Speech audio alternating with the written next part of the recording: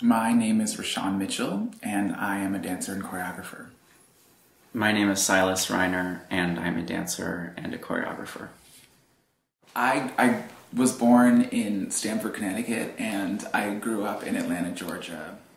I was born and raised in Washington, D.C.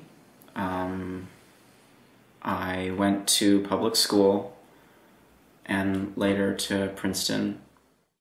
I started studying dance when I was 15 after attending some high school dances and getting compliments. So I would walk by this ballet studio that had windows, and I would stop and look at the dancers inside, and this happened often, and one day I kind of got caught doing that and got pulled into the class, and I've been hooked ever since. I started dancing when I was 19. I went to college, and I had a friend who was a dancer, and she kind of took me to a show, and she took me around, and at one point I was sort of like, I really like this too, and she's like, you should come to this audition with me. And I ended up getting involved with a student group of other dancers, and that led to classes, which led to many more classes.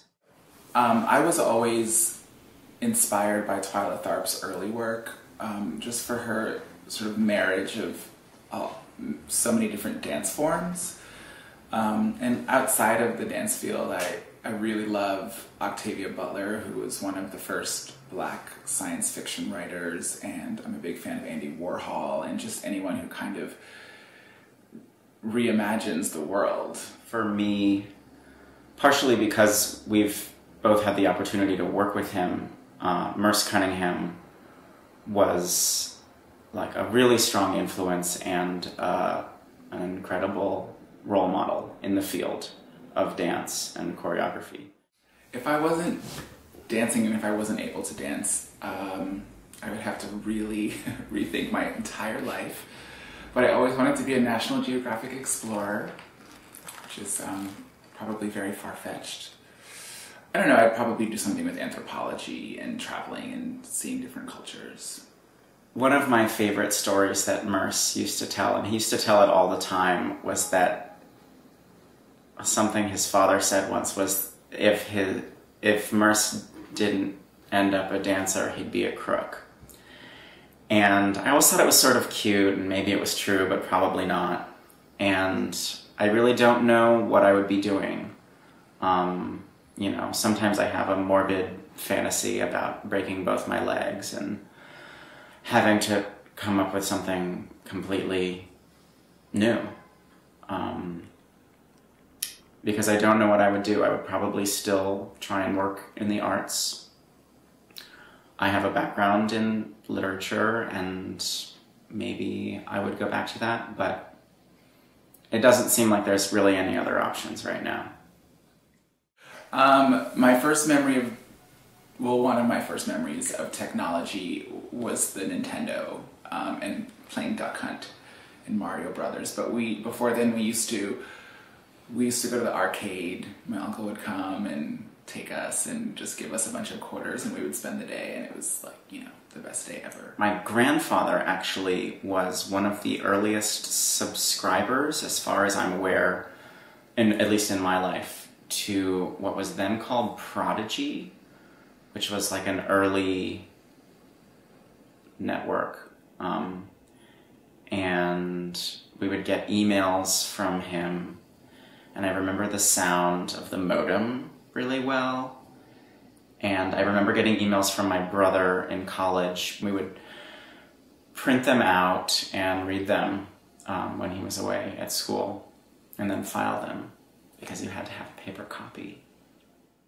The internet has really kind of taken the dance field by the reins or something. And I think that everyone is really, you know, frantic to produce online content and to have an online presence.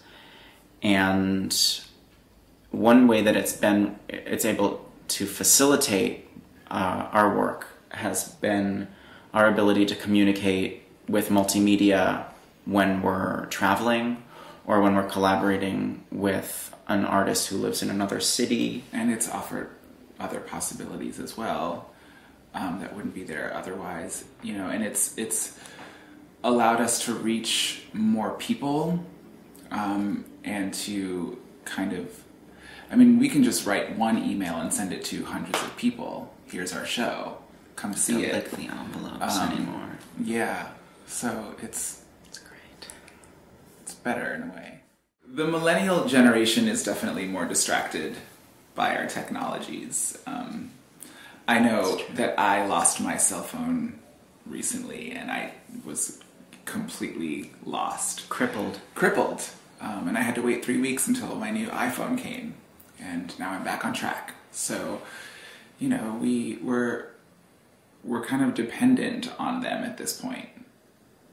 The way that we see the world is so much complicated by all of these different factors, and I think we have that in common, whatever that means.